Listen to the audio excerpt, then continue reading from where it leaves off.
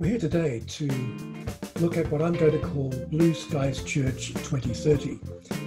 My goal is to give you a quick snapshot of the big picture context in which the church will operate by 2030, the built environment in which the church will function by 2030, and some examples of the types of service offerings that communities will need from churches by 2030. One of the most potent forces affecting church development in the next decade will be the increasing pace of urbanisation. Today, we know that 54% of the globe lives in cities. By 2050, that number will have ballooned out to 70%. By 2030, there will be 41 megacities in the world, cities like London with more than 10 million people. An increasing devolution of powers to these large cities will inspire important debates about the role of national governments in such things as signing international treaties that directly affect cities. This shift in the power and role of cities, which in some ways will behave like city-states, will be backed by the increase in mega regions, pipelines connecting cities for trade, innovation, and economic growth. Today's 40 recognised mega regions cover 18% of the world's population, but they're responsible for something like 85% of its scientific research. Migration, much more than reproduction, will continue to drive the growth of cities, especially in the developed world, where fertility rates are falling behind the replacement rate needed to sustain population size and GDP. In the face of this increasing urbanisation, Blue Skies churches, I think, will need to consider providing new spaces for face-to-face meetings. Our research shows that some members of the emerging post-millennial generation, known as Generation Z, may become techno-refuseniks in time. That is to say, they'll withstand any attempt to define them solely on the basis of online data about them, even if that means reducing their digital footprint. So churches will need to be at the forefront when it comes to humanizing the digital space. I think we'll need to look at spaces for reflection too. By 2030, high levels of automation will have helped some people to achieve a more meditative approach to life. Many churches will sponsor temporary pop-up pods inside their buildings or even in public spaces. These will provide space where people can simply listen to music, read or think and pray privately. Some congregations will also offer multiple options in their service menus, so that meditative sessions exist alongside the more high-energy variety that we're familiar with today. In some respects, slow will become the new cool. This meditative approach, I think, will attract thousands of teenagers from the generation after Generation Z, the emerging generation Alpha.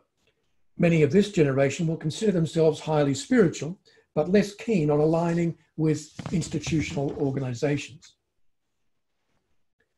In the past 30 years, environmental approaches that were once considered alternative have now become mainstream. Today, technologists are working on highly innovative alternative to conventional fuels, which will likely be mainstream by 2030. Things like zinc air batteries, which charge up through contact with the air. Bio batteries made from electrolytes similar to those found in bodily fluids. Hot rocks technology, thermal energy drawn from the oceans or the rocks under our feet. And higher yield biofuels, made from biomaterial, mainly plants. By 2030, even our built environment will reflect a much greater engagement with environmental improvement. There'll be energy farms, like those pioneered today in parts of Bavaria. Dairy farms on the outskirts of cities, doubling as solar generators for surrounding regions. Up to 50 houses can be powered by each farm. Certainly that's true in Germany today. And some villages there generate 5 times the power they actually need. Meanwhile, cities will build urban forests and urban gardens. An early example is the food garden located at the Berlin Wall. One section of the wall is covered by vines. Vegetables are planted in recyclable Tetra Paks on the ground nearby. People take their time wandering about, selecting what they want to buy, or just spending time in a green space in the middle of a busy city. By 2030, we'll see a huge change in terms of the building materials we use. Timber, for example, has been described by leading architects as the next big thing in high-rise architecture. Special frames use treated and laminated timber, which is glued together in a cross-layered style to provide great seismic strength and fire resistance. The US, Australia and Sweden are just 3 of the nations now granting permits for high-rise timber buildings. Other new materials will include biologically receptive concrete, which is geometrically designed to promote the growth of mosses. And we'll see facades made from pollutants, such as biochar, waste products from burnt trees. In the face of these environmental developments, I think Blue Skies churches will invest their buildings with multi-purpose benefits to the community, through the inclusion of things like clean fuel generators and large food planters. Churches will buy up vacant land left behind by empty car parks for use as food farms. These will be run as social enterprises. Churches will also build using environmentally friendly materials of the kind I've just mentioned, especially as their cost begins to come down. And churches will pay a lot more attention to things like the orientation of their buildings, their access to local services, quiet public spaces, and so on. On the healthcare front, by 2030, much of the world will still be dealing with some of the after effects of COVID-19, both economically and in terms of medicine. Doctors expect that many survivors of COVID-19 will have permanently damaged lungs or heart problems related to inflammation. There are also forms of PTSD caused by hallucinations people have while they're unconscious in intensive care units. In 2030, we'll be much more cognizant of the impact of our ageing population too. In 2020, London's population is significantly younger than the rest of the UK, 36.5 years compared to over 40 years. Yet by 2050, 85% of Londoners will be over the age of 65. In 2030, we'll also face the reality of a largely unaffordable national health service.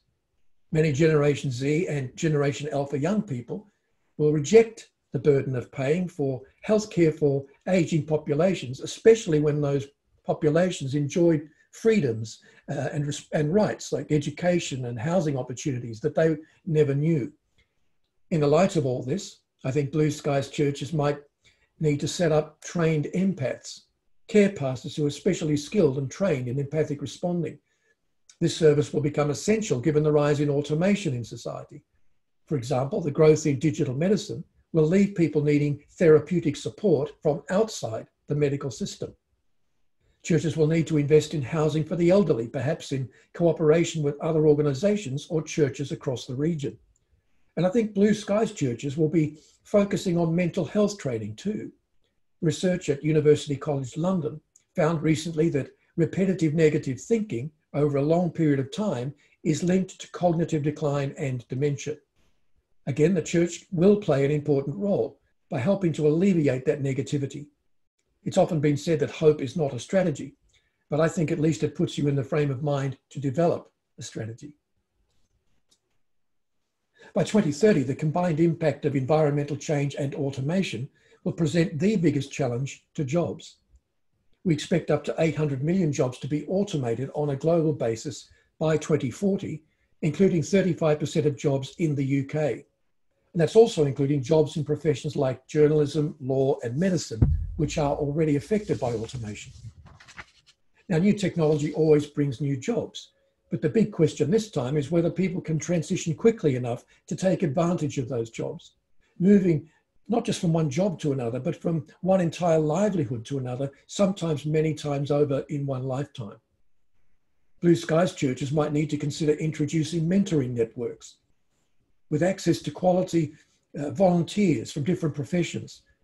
This will become highly important as increasing numbers of young people opt out of university education to undertake professional on-the-job training offered by big business and other sectors. Already, some big corporations are training potential top-level executives in a format involving part-time lectures and part-time in-house training with financial support. By 2030, education will have undergone major changes in both logistics and content. In terms of logistics, some larger schools in cities like London will continue to stagger start and end times, but this time it will be to reduce loads on overburdened public transport services, which take on a much greater load as cars start to disappear from city roads. Staggering class times will also lower the risk of the spread of disease at certain times of the year. Meanwhile, schools and universities will continue to use blended education, augmenting the socialization benefits of classroom time with lectures delivered using new technologies like haptic and fully haptic VR, holographics, and streamed content. Holographics is already used to promote concerts with artists who are long dead. It's used by politicians in Europe who like to appear before multiple town hall meetings at one time. The technology will soon become much more consumer viable, which will make a huge difference in the world of business travel. Meanwhile, fully haptic virtual reality uses tech that fools our senses, not just the sense of sight, sound, and touch, but in times also smell and taste. This will drive the development of sociable media, where people increasingly have, quote, real experiences in virtual space. In terms of what is taught in schools and universities, I think we'll see much more attention being given to training in mental health skills. Schools of 2030, including primary schools, will feature entire courses on anxiety management skills and problem-solving techniques. They'll provide skills that can be self-administered, based on disciplines like cognitive behavioural therapy. This may be one of the most significant positive legacies of the COVID-19 pandemic. By 2030, many more children will be taught STEM subjects in science, tech, engineering, and maths. If there's one thing the COVID crisis has shown us, it's the vital importance of medical professionals and researchers. These are people who are skilled in STEM-related fields, and we're going to need more of them going forward. Let's turn our attention now to the world of transportation. By 2030, heavy government taxes and the redesign of road architecture will see private cars largely limited to the outer edges of cities like London. Aside from that, the major changes will be a heavy engagement with electric, biofueled, and even hydrogen-powered vehicles, and in some zones, driverless vehicles. By 2025, 22% of passenger vehicles in this country will be electric, but the percentage will be much higher in London. In terms of public transport, by 2030, buses will operate within a more tailor-made environment, and driverless buses will feature in some special zones. The biggest challenge for London's public transport will be the tube, both in terms of numbers, ageing infrastructure, and health concerns, especially related to the recycling of air and the need to coat certain surfaces with antiviral materials. Passenger numbers will be limited at certain times of the day, and more trains will run through the night to accommodate staggered working hours. Cycling will continue to grow in importance. Melbourne, Australia, which is my original hometown, set out its plan a couple of years ago to become the first 20-minute big city in the world. The goal is to have people able to cycle across the city in just 20 minutes in any direction, with regular repair stations along each route. I think similar developments will take place in London on a much bigger scale. Already in London, new road designs featuring roundabouts built on Dutch models are being tested to allow a much better flow of traffic and much greater rights for cyclists. Cycle lanes will be widened in some areas. Cyclists will have their own traffic lights at major intersections. And this will come after a long period of trial and error and debates about drivers' rights. Air travel will be augmented by long-distance train travel. Some old railway lines will be rebuilt and premium services will be reintroduced. High-speed train travel will be attractive, but its limited route options will leave the door open for old-school overnight trains and so on. Interest in travel, though, will continue to grow, at least until holographics and haptic virtual technology provide workable alternatives to things like face-to-face business meetings. By 2030, these techs will provide a very healthy virtual travel industry. In the face of all these changes, I think blue skies churches will need to consider intra-site driverless pods to convey people to church services from public transport stops. Remote parking areas for driverless vehicles built to accommodate automatic parking. On-site charge stations and wireless charging ports, and of course many more ports for bicycles and electric scooters. And also the eventual use of what I'm calling virtual travel to promote missions activities. For example, the training of foreign workers abroad, conducting public outreaches abroad, and support for church planters. In terms of civil liberties, the COVID-19 pandemic raised some important questions about our freedoms and privacy. For example, how things like proximity apps might be used as tools of surveillance. The problem here is not the technology itself, it's technology creep, where a tool is eventually used for purposes that were not presented to the public in the first instance. Over the next decade, the same questions will arise in relation to things like big data analytics. It's a problem now, it'll be more of a problem in 10 years' time. Big data collection and analysis brings great benefits, not the least of which being important medical research, but it's also a form of soft surveillance. We'll also be looking at challenges with society-wide cashless infrastructure. Cash, for all its messiness, has weight. You can feel it leaving your pocket as you spend. Cards don't change weight. Cyber currencies have no weight. They're merely ones and zeros of binary code on a screen. And by encouraging completely cashless transactions and systems, we will facilitate a situation in people spend more with less forethought. And by 2030, I think we will face a society-wide problem with digital debt. Cashlessness also opens up the challenge of ID theft. Someone can steal your cash without gaining access to your personal data, but that is not true of most cashless systems. In the next decade, we'll also face issues surrounding subcutaneous chips. Today, some companies in the US and Sweden encourage workers to have chips or radio frequency ID tags inserted under their skin, usually in the lower part of the arm. They say that this brings great economies because people can open security doors at work, run office equipment and so on, all with just a wave of the hand. But I wonder how we'll feel when bosses stop asking and start insisting that people carry these chips. Our bodies effectively become hackable and trackable devices. In advance of all of this, I think Blue Skies churches might want to consider working with local merchants and civic leaders to provide regional currencies, locally recognized cash tokens that can be used to purchase goods and services. These would be great help in reducing digital overspending, especially among the young, and confusion among the elderly, who often have trouble with numeracy as they grow older. Finally, London in 2030 will be even more of a hive of open innovation than it is today. Innovation, if I can define it, is simply the application of creativity to solve pragmatic problems.